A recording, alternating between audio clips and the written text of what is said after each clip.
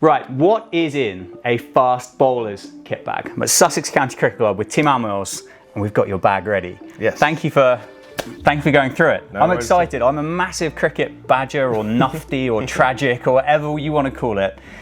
And I really want to know what's in a fast bowler's kit bag. One of the fastest England have ever produced, right?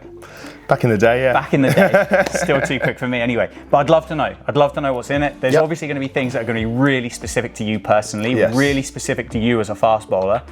And I hope people watching this are going to be interested to find out what goes in there as well. So can we have a look? Yeah, of course. I think the thing to start off with is that your bag actually changes a lot. So this is, because you go to different teams, they give you a different kit bag. So you're often having different sizes of bags. Some will be really big, some are a bit compact. So this is my kit bag from the 100 with Southern Brave. So so do you actually have a kit bag? No. So, okay, that would be the first question. Right, okay, well, thanks for watching. That's a great video. I've got a garage full of different kit bags. I was going to say, because I have a kit bag. Yes. And I would, as you say, you turn up, you go to St. Lucia and you go, here you go, have a whole load of kit. Do you travel with it? So I normally travel with the last kit bag from the team I played in. Okay. So for example, I'm going out to the T10 next month. Yep. I'll probably travel out with this kit bag, and then when I get there, this might come home with me. It might get left in Abu Dhabi, and then you bring home that kit bag. That's mad, isn't it? It's a kind of a rotating list. Yeah. And so you'll travel with pads, gloves, bat, thigh pads. I won't travel with pads or a helmet because you'll get given them out there. More at home, I use my black M&H for Sussex, for Southern Brave. But because I'm not a batter, I don't always ask M&H for pads because they're not too fussed. I don't. So I can't be asking. That was a high scoring guy. I did get a high scoring guy on it, but I had to borrow some blue pads for that one. But yes, otherwise I'm asking them for 6 different coloured pads potentially. You play for 6 different teams, you might have 6 different coloured pads, and it's not quite worth it for them. So I tend to travel. Bat, gloves, obviously thigh pads and stuff. But we'll take a look. Yeah, let's go for it. Let's see what's going on. So the first thing you'll notice, I guess, it's quite full, and that's mainly because of my shoes. Boots are my number one, and I've got big feet, so that takes up the biggest section of my bag. But at the moment, I've still got my pads in. So black pads for Sussex, black pads for Southern Brave. I've probably had these pads for 3 years, maybe. They last. That's one thing I'm good to be sponsored because my kit does last. Apart from the boots. Apart from the boots. But we'll get into those. So I don't know if you want to have any more close-ups of what's in here, but I guess we'll start off with another bag. So in here, I've got socks. Yeah. So I wear 2 pairs of socks. I wear a thin pair of like training socks underneath, and then I wear grip socks. So these are Hard Yards. We did a collaboration with Pace Journal with these. We've got our own socks. So socks are really important. But yes, try and keep them relatively tidy. 2 pairs of socks, was that something that... this is really nerdy, isn't it? Did you discover that, or were you told that, or how many times? A lot of bowlers wear 2 pairs. Some wear 2 thick pairs, but for whatever reason, I've settled on. Actually, it was so I have to have my ankle straps every time I bowl, and if I just wore a pair of grip socks, they have the silicone underneath, so they're double layered. I can show you if you really want to know. I mean, probably, but. So you see there's the silicone on the inside, but then there's also silicone on the inside. Right. So I found when I bowled, the silicone pulled at my tape on my ankle, so the tape would come off. So I had to wear a thin pair of socks underneath. Got you. Edit that out. So 2 socks. It fits well. I know you're probably I can see you're laughing a little bit, but it is actually quite interesting. Genuinely quite interesting. What else have we got batting wise? Let's get through the batting stuff. Thigh and inner thigh, just an all-in-one, pretty standard Missouri. So that's what I use for that. No worries. I've had this chest guard, I reckon, at least 10 years. Do you wear that every time you bat? Every time you bat. So long gone are those kind of fast bowling cartels where you wouldn't bump somebody and they wouldn't bump you back. No, because I don't subscribe to that. I'll bounce anybody, so I know it's going to come back at me. And also, I actually think it helps my batting because I know when it's there, I'm more likely to stay in line because subconsciously I'm not worried about getting hit in the ribs. So this is really good. Stretton Fox. I had this over 10 years, I reckon, and it's still doing the job. Generally, I probably only take 1 pair of gloves with me when I go overseas. Sometimes I'll take, if I'm going away for a long time, I'll take 2. But at the moment, I've actually only got 1 pair of gloves in my kit bag. because normally I don't bat for very long, so they don't get too smelly and too wet. So you say about you don't bat for very long. That obviously in the games, right? Yeah. Isn't there some ridiculous statistic that if you're carded at number 7, on average you face about 3 balls per game, per T20 game? I think so, yeah. And obviously you're a little bit lower than 7. Yeah. But do you net much?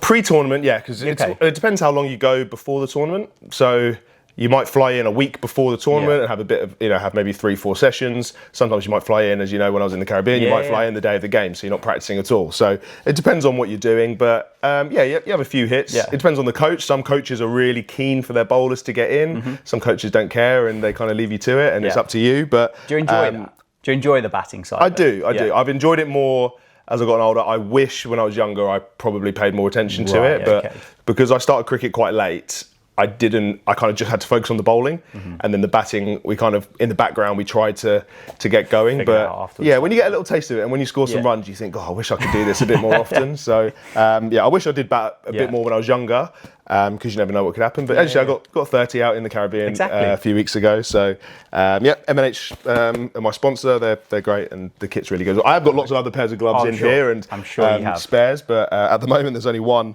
in my kit bag. How much is a career best round in Guyana?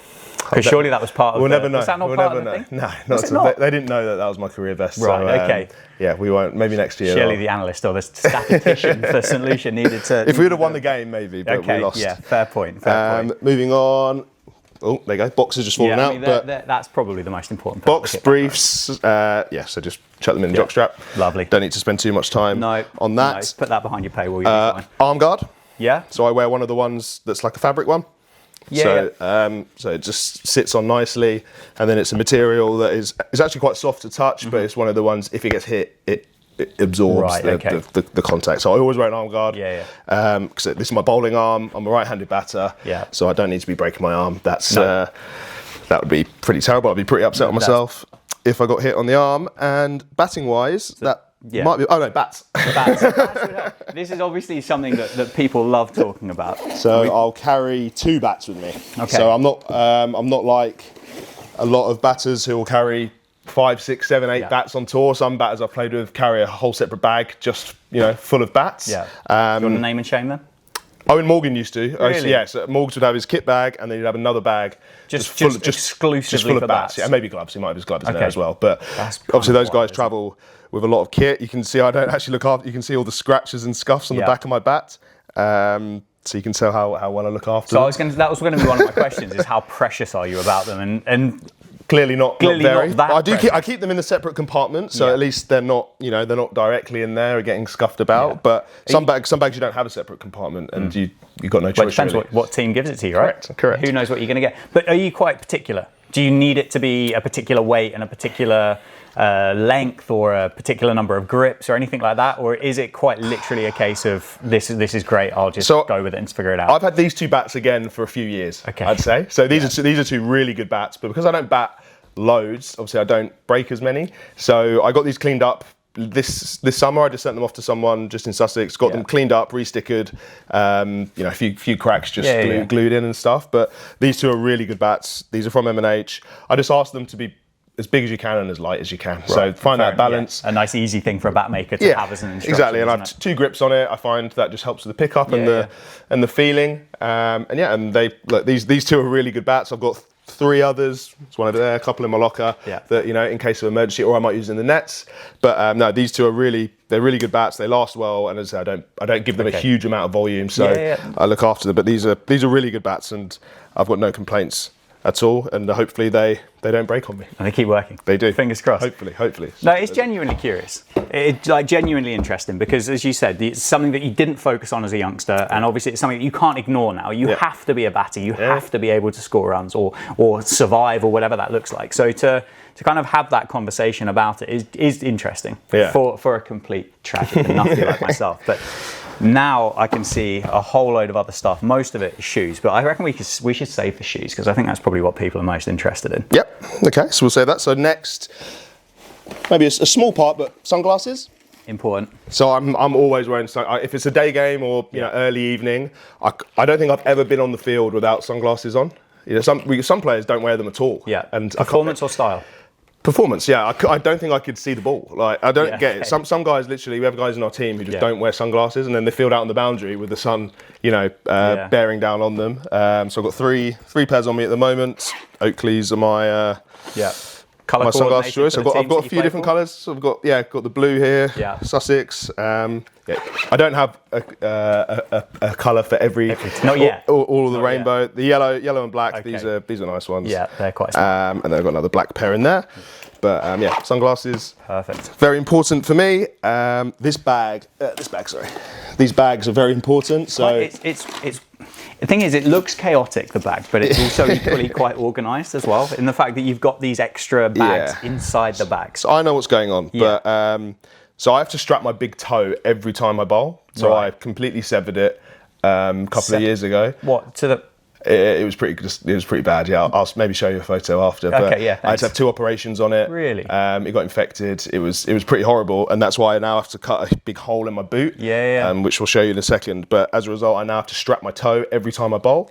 So I've got a kit that I do it myself. Because nobody else will touch it. Or I just don't trust anybody because it cost me like 4 months of cricket. So so I have this little kit. So I have to cut these little strips of tape. Which is hyperfix tape, which is this stuff. So I have to travel around with this because you don't know, when you go overseas, you don't know what physio is going to have what kit. So I have this tape that I buy. I cut it up into little strips. I've got these bits of silicone. Right. So this goes on my toe, and then I fix it down with the tape. When you say severed, severed to me sounds like it's kind of clinging on to. Yeah, it wasn't great. Right. Toby's seen the photos. This is why you bowl 35 miles an hour. What's the point in putting your body? It was a pretty bad injury. Yeah, so it sounds horrible. So it was painful. It got infected. I had to have 2 operations to clean it out and make sure it wasn't going to fall off. Actually fall off. So now I have to strap my toe. So every time I bowl, so I have to get to the ground early, or do it at the hotel before we leave. So I have to have my ankle strapped and my toe strapped, literally every time I bowl. So it's pretty long and frustrating, but it is what it is. Life, right? It's life. It's part of the job. It's something that you have to do in order to keep doing what you're doing. Correct. So, and then there's other just bits of kit. So I've got like a scalpel. Was that just in case to finish the job off? Yeah, just exactly. That's for my boots, for the hole and just running repairs. I'm quite organised and I'm quite prepared. Quite self-sufficient. Because the one thing with franchise cricket, as I mentioned, you don't know what you're going to get a lot of the time, especially when you turn up to a new team. You don't know the physio, you don't know the S&C, you don't know, you're in different parts of the world, you don't know what tape they're going to have. You don't know these things. And for someone that needs them, you don't want to arrive there and they'd be like, I don't have it. And then, you're in Bangladesh or something and you're screwed. So I try and carry and be as prepared as I can. So that's my toe, my toe bag. Toe bag. Ankle bag. This is just another bag with sweatbands. I wear sweatbands every time I bowl. I'm a sweaty guy. The thing is, you say that, but then also you are going to play cricket in some ridiculous conditions. Yeah, we do play in hot countries. The humidity around the world is mental compared to what you get. Like a cold Tuesday night here. Yeah, I'm sure you'll still wear them. Yeah. And I'm sure you'll still perspire. But that's very, very different, isn't it? To turning up at Chittagong or into Georgetown or whatever and suddenly go, right, it's 32 degrees, 80% humidity, and you're going straight out there. Yeah, so I've got lots of black ones in there because black's normally pretty universal, but I'll try and colour coordinate them ahead of time if I know what teams I'm going to play for. So I have, have different colours, got some grey. See an orange one in here. That was from the Golf Giants in the ILT20 last year. So sweatbands, I wear them every time I bowl, so they're very important for me. Again, so studs, spare studs, and a stud wrench. So this is better than the annoying little key you get. These like break your hands, break your fingers. So I've got an actual like wrench that does them properly, and then it's just spare studs just to. I imagine you probably get through a few of those. To be honest, not really. No. Nah. Okay. They do tend to last. Obviously, I'm not playing 4-day cricket, so I'm not bowling 20 overs in a day. So, but just carry some spares around should I need them. Do you miss that 4-day stuff? I miss parts of it. I miss winning a 4-day game. Being around the boys when you've done 4 days and you come off. Winning, when you win on day 4 and, you come in the change room and you're having a beer, those are the best wins because you've earned them and they're 4 days and it's long, hard graft. Whereas T20 kind of roll into one a little bit. You play game after game after game. And I miss bowling wise. in 4-day cricket miss the spells when you bowl a really good spell. Okay. You know, because in T20 cricket you might bowl a 2-over spell at best.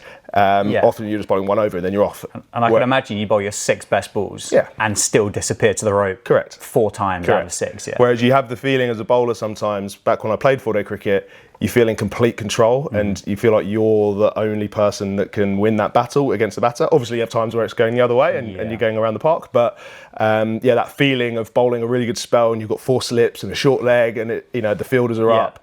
I missed that side of 4-day cricket, but my body doesn't miss it at all. I don't think. No, that toe might have completely gone at this point. What else have I got? I've got more foot-based. So this is a new one. I had a sore heel at one point this year, which was on my landing foot, which was very sore. So I had to just get some. These are just like heel inserts, like gel pads, just for my orthotics in my boot, just to take a little bit of the pressure off. So these are just in. I hope touch wood, my heel's good now. So hopefully we don't need those anymore. You genuinely obviously I'm aware it looks hard. But until you kind of go through this and you see, well, this is my bag for my toe, this is my bag for my heel, this is my bag for my ankle, this is my bag for whatever else, you don't realise, you don't actually see the strain that it puts on the body until you get an opportunity to, because again, with all of that, that's just going to be under a sock, in a boot or whatever. No one's going to see that from 150 yards away, sat in the back of a stand. They're going to go, God, that looks tough.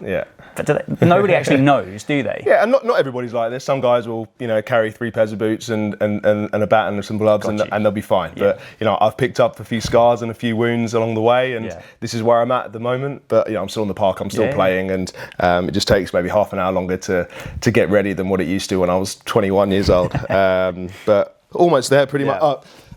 Ice bag. I can imagine that's important. I don't use it a lot. It's just sometimes you get a bit of a sore ankle or your Achilles is a bit sore. Just ask the physio to just chuck some ice in and you wrap it up. But that's just to have. Don't always need it, but just have it in there just in case. What else have we got in here? The sports bras we have to wear. So we have to wear GPS trackers. So we do it at Sussex and during the 100, and then sometimes I'll take it away. Sussex want me to take it away with me, and so they can monitor what I'm doing whilst I'm away. So we wear these under our kit, obviously. And what does that measure? Distance. So distance, just in general, and then it's distance at different speeds. So how much? So say you might have covered 6K in a T20. Would that be a normal, like a relatively normal number? Yeah, but for me, I'd put in a T20 inning, so an hour and 20 minutes, I'll probably cover about 5.5, 6K. Okay. Obviously a decent amount, that's bowling. I've got a long run up, but it will show you, okay, you covered this amount is just walking, this amount is, a light jog, this amount, and then how many sprints. So what they mainly, the big thing is, okay, you didn't, so the S&C will see the data. Okay, you haven't done any, you haven't hit near like 80% or 90% this week. So let's go out on the field and do some sprints, because you want to try and hit a sprint, like a max sprint every week to protect your hamstrings. Because if you don't, then your hamstrings aren't used to sprinting, and then all of a sudden you do a sprint, and then that's where you can get injured. So that's the big one. But then also they monitor all the bowling metrics as well, and that's a whole other that different. Sounds way too complicated. That might be a separate video. Your rotation and they monitor all that. So we wear those, and the S&C comes and gives us a tap on the shoulder if we need to do anything extra. Got you. And then we're pretty much onto the boots, I think. Oh, so these are, again, more tape that, again, I'll carry just in case that the physios don't have what I need. So I'll take a lot of this out with me because it's quite a unique tape. They don't often have it in different countries. So I'll take that. There's another bag here, which I'm not actually sure. Imagine there must be some like rogue cupboard in your house somewhere that's just stockpiled full of... Oh, here you go. This is a bit niche. So again, another scalpel. Naturally, yeah. And then these look like a leather punch, a hole punch. Sure. So this is because sometimes I rip. So you can, as you can see, you rip the lace. The lace comes through the leather. Or through the strap, so I've broken. That's just the power that's going through it. That's just kind of bursting. Yeah, it doesn't always happen, but sometimes it does, and then so I'll have to re-punch a new hole to relace my laces. And you might just think get a new pair of boots, but we'll get to the boots very shortly. So I've got a leather punch here. Naturally, why not? I mean, I don't think too many cricketers probably. Do you know? I reckon you might be a 1 of 1 on that one. Carry all around the world. You might be a 1 of 1. A leather hole punch. Next thing you're going to bring out some kind of ability to resole shoes or something like that. Unfortunately, it would save me a lot of money if I knew how to do that, but no, unfortunately not. And then pretty much we're on to the boots. Aside from that, yeah. So boots. Now these are interesting, genuinely interesting, because fast bowlers, you're like cutting holes in boots. And it's funny, isn't it? There must be a transitional period between club cricket on a Sunday or a Saturday afternoon, because nobody does it. And where does that suddenly change to all of a sudden you see fast bowlers with their big toes poking out the front? And I mean yours aren't holes, are they? Like some of yours, you've just completely removed the front of the boot. Yeah, largely. So again, this is only quite a recent thing for me. I never had to do it. So most people, when you see, they'll have a little hole cut on the end of their boot. That's because they're big toenails, so they get a bruised toenail. And you see the black toenail, and it's pretty painful, but it's kind of part and parcel. Yeah. So I never had a problem, and then all of a sudden, one game, I was bowling and my toe was hurting. I came off the field, and my sock was just covered in blood. I looked, and the hole of my big toe had completely split open at the top. So long story short, it got pretty messy. Yeah. I tried to play with it. It didn't work. It got infected, and I had to have operations. So now, as a result, I've had to cut a really large hole into my boot. So as you can see here, I don't know if you want to get close up of that at all. Definitely get some. But so that's larger than your average hole. So I cut that out myself with a scalpel, and then reinforce it with brown tape. So you can do it. You can do it properly in terms of. Hold on.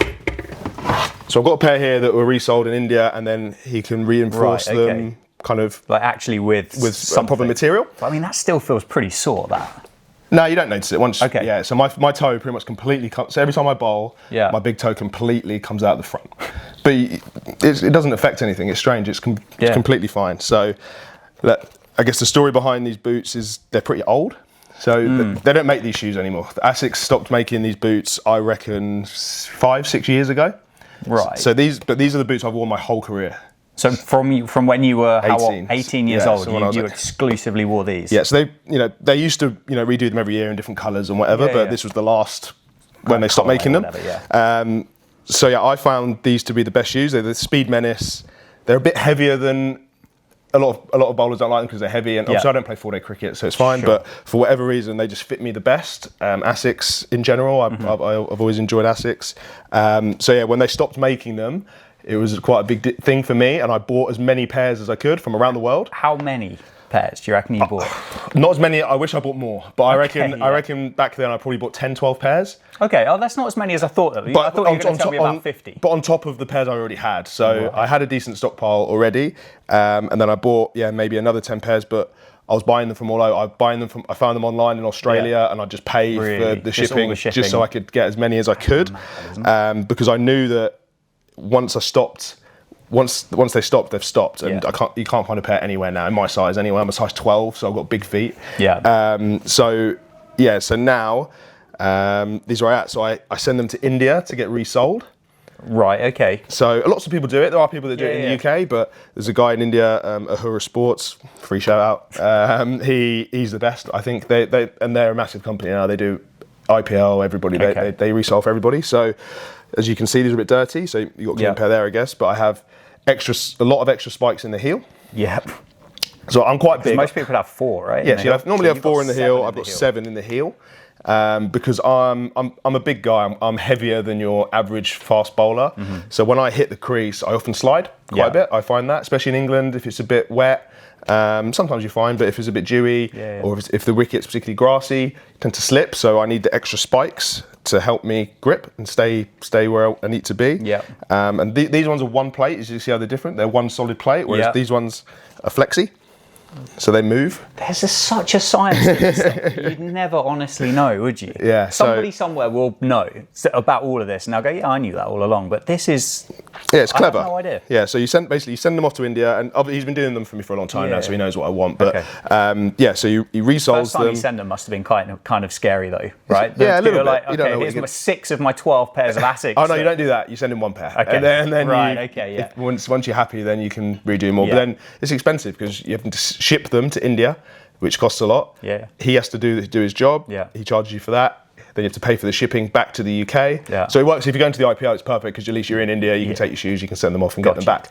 But yeah, so you can see with the flexi sole, so when you're running, the shoe moves, whereas these ones, they are obviously very stiff. They're rock solid. So they do loosen up once you, you know, once you use them and get ready. So this is my last pair of the brand new ones, unused. How old is the oldest pair you reckon you've got rocking around at the minute?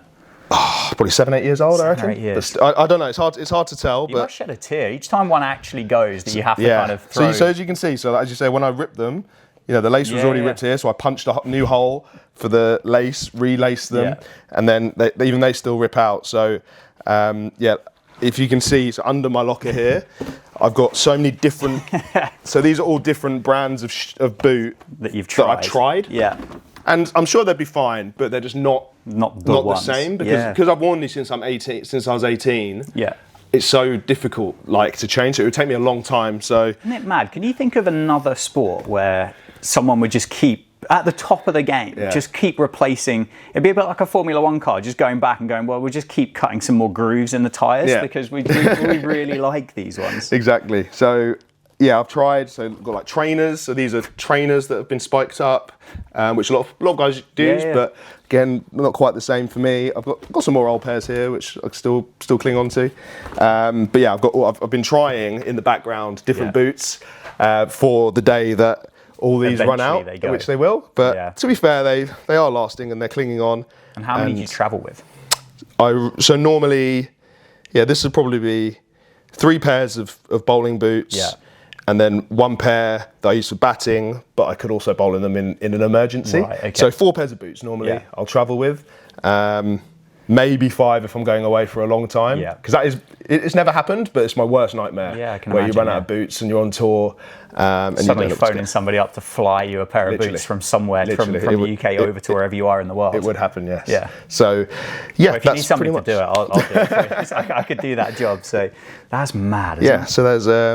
yeah, those are my most important bit of kit. If all I had was these, then I could play, and that would be okay. But yeah, that's and pretty some much strapping, yes, and some tape, and some cushioning, and my toe and tape, extra pairs of socks, and a scalpel, and there's a few things, isn't there? But no, genuinely, I mean, I found that interesting.